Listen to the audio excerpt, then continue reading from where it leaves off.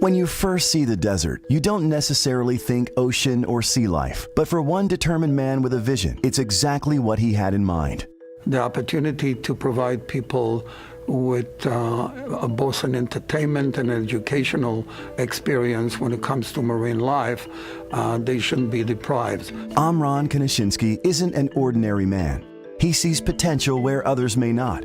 As a real estate developer, he made his career in land, but the ocean has been his passion. Growing up in Israel, you spend the summer every day at the beach, and you learn how to swim, and you learn to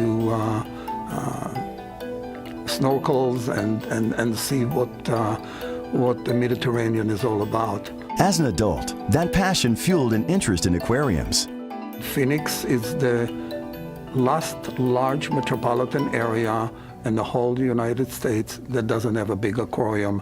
This was all this visionary needed to set him on his 25-year quest to build the largest aquarium in the Southwest and to give Arizonans never-before-seen access to marine life. His journey would first take him to Newport, Kentucky. So we invited some of the best minds when it comes to aquariums in the world. Everybody walked to the blackboard and basically voice their dream exhibit that they would like to see in an aquarium. And we came up with an interesting model that was designed from the inside out rather than from the outside in. Amram and his partners unveiled the prototype at the International Shopping Convention. It was met with much interest. And just 3 short years later, using Amram's prototype, the Newport Aquarium in Kentucky is built. First year, 1,240,000 people have came to see that, and it continued to operate to this day very successfully.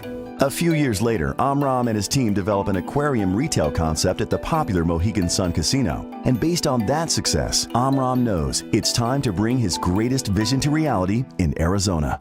The Phoenix metropolitan area has about 4.3 million people. In Arizona, we have about 6.5 million people, and 18 million tourists come to the Phoenix metropolitan area on a yearly basis. With Arizona's largely untouched, undeveloped landscape, you'd think finding a home for the aquarium would be easy.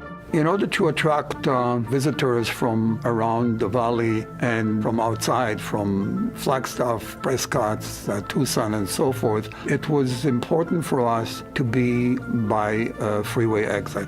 Finally, in 2006, a site was selected. The next step was to work with the Native American landowners to obtain permission for the site just northwest of the 101 and Via de Ventura. The landowners understood that we're doing something different. Here we're doing something that is alive and really honor their ancestor in a different way than anything else that has been developed. The process actually took 5 years.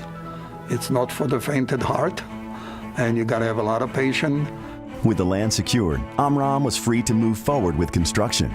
Because this was no ordinary project, Amram knew he needed extraordinary design and construction partners, people he could trust with his vision. Our architect is Deutsch & Associate, and they are the architect that designed the Newport aquariums when we built it over there. So it was a natural thing for us to employ them as part of our team. The reason we chose McCarthy is that they have brought to the table experience in many fields. The first phase of OdySea in the Desert became a reality in 2013 when Butterfly Wonderland and OdySea Mirror Maze opened. It's really an interesting phenomenon because in the last 3 years, we have had over 1 million visitors to the Butterfly.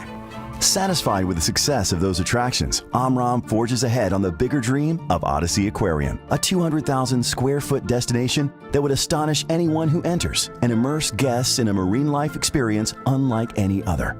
This is as close up as you can get to nature without actually diving into the ocean yourself. So the combination of all of it and the ability to educate the public by doing it in an entertaining way is what our mission is about in OdySea Aquarium.